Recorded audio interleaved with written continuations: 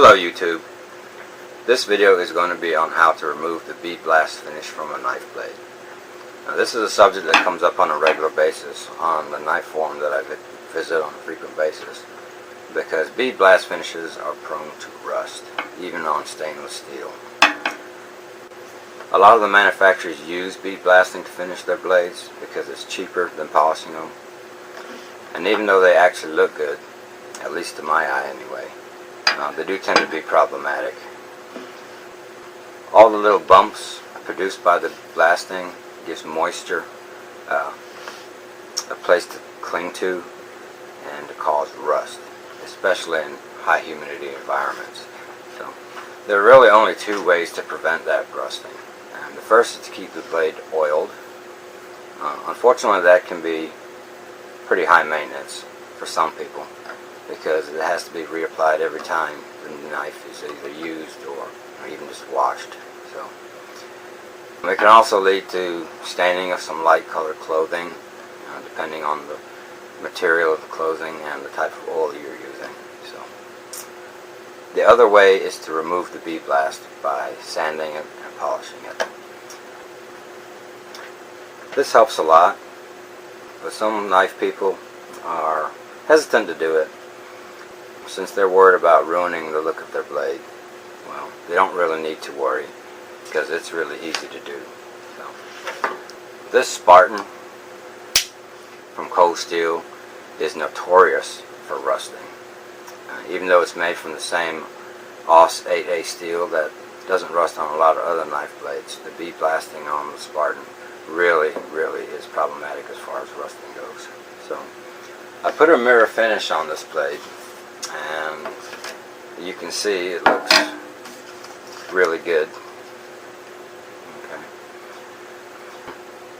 And more importantly, it doesn't rust anymore. So I also knocked off some of the bead blasting on the spine, although I didn't highly polish it.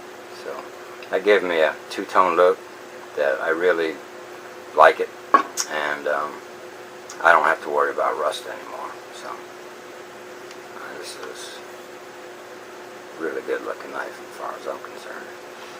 So to remove the bead blasting finish, all you need is some fine grit sandpaper, and you can use finer and finer grits depending on how shiny you want to make the blade. I recommend starting with 600 grit. 600 works well because it'll knock off the bead blasting and it won't put deep scratches in the blade that you'll have to polish out later. 600 might also be enough if you just want a satin finish, but if you want a mirror finish, then you're going to need some 1000 grit and 2000 or 2500 grit sandpaper, any of which you can find at a hardware store or the auto department at Walmart.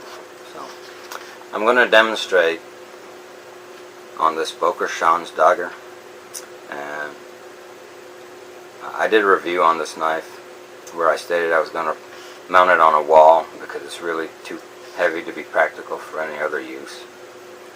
So to get it display ready, I'm actually also going to finish it with some green polishing compound, or rouge, which you can usually find at hardware stores. So, and some tips on the sanding. We're going to sand the length of the blade. And the reason we do that is because it's faster, for one thing, easier than trying to do all these little bitty sanding motions across the length of it. And it won't hurt the edge if you go over it, or if you go this way, you might actually dull your edge a little bit.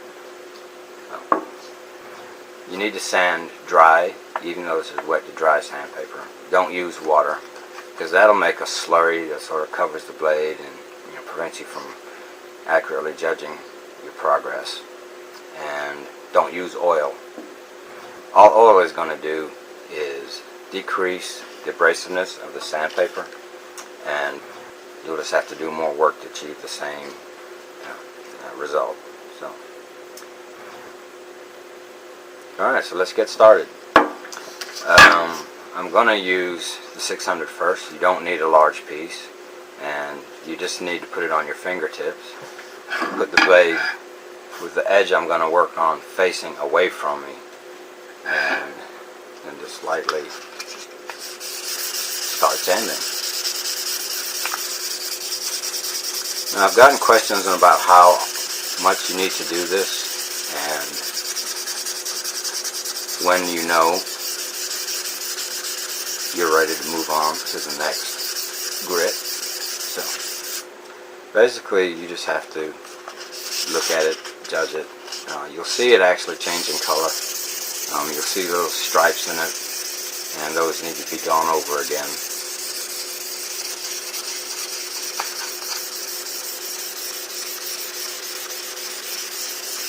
Make sure you get all that deblasting off.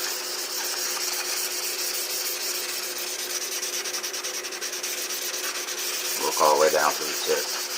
Now I'm going to do this knife completely, but for the purpose of this video I'm just going to do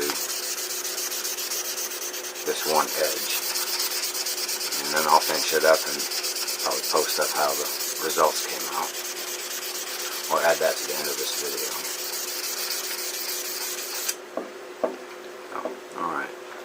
Now you can see this, but it's already starting to shine, and it's much brighter than on the other side.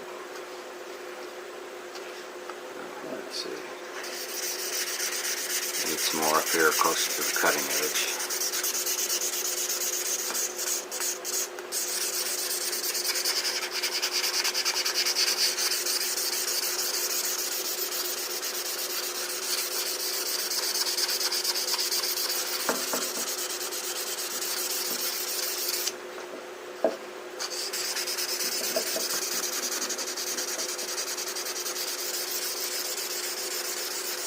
Okay, then once you've got the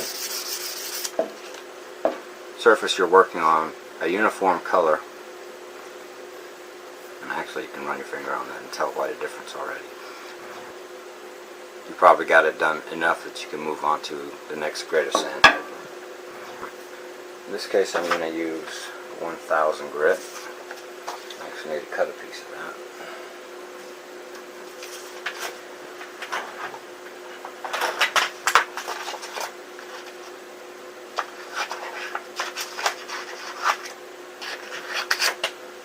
Sorry, should have had that done ahead of time. Alright, continue working.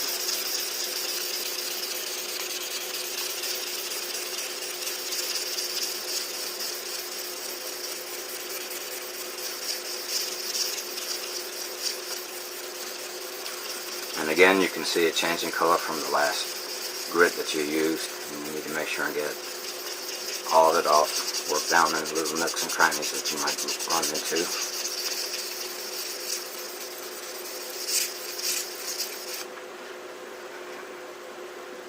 Okay. And that's definitely significantly lighter than the other side, so we'll just keep working at it.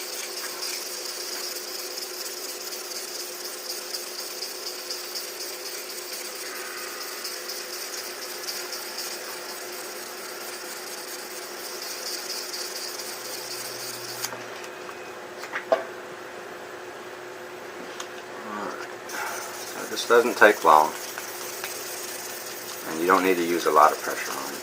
Firm, but don't press hard into the metal, because if you get a little grit between it and the paper, you could scratch it deeply, and then you'll just increase the amount of work you have to do.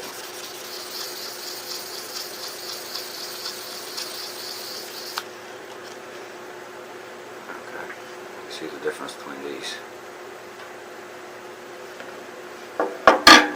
We'll go 2000 grit.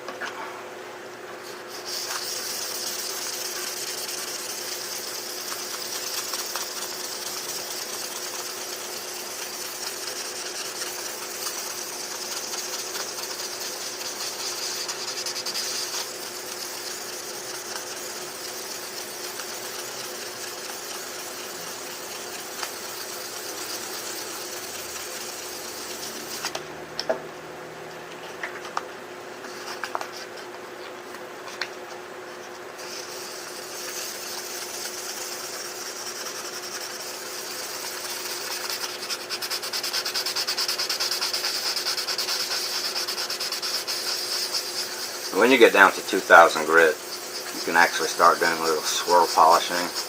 I wouldn't do that with the 600 because you might leave some swirl marks in there that you'll have to work out later. That's just more work.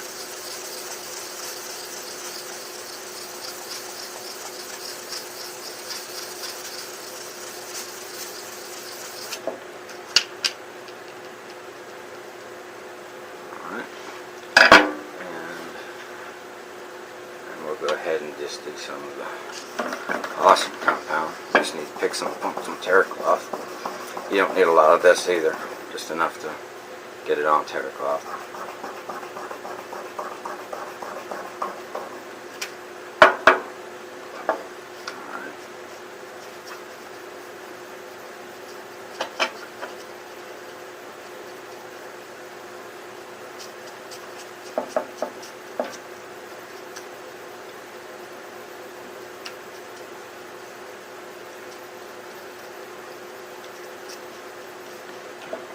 I don't have a lot of time here.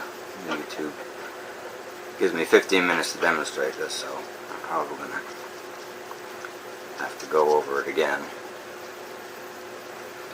And of course I'm going to have to do the whole knife, but just for demonstration purposes. Alright, so let's see how shiny that is.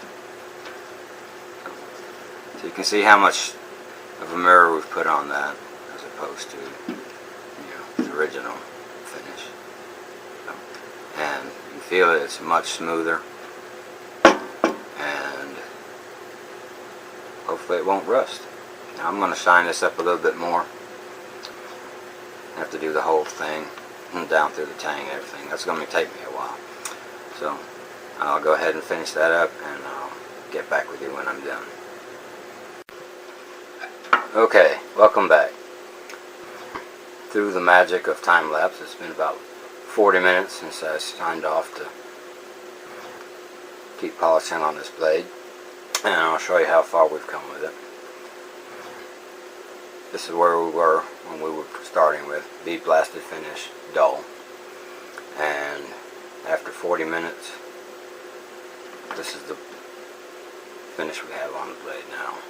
So, you can see I did the entire length of the blade into the ricasso and the guards and down through that tang.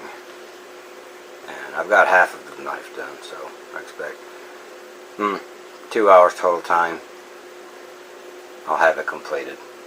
So it really doesn't take that long, and it's not hard, and you're not going to damage your blade, and it will help keep the rust off very well.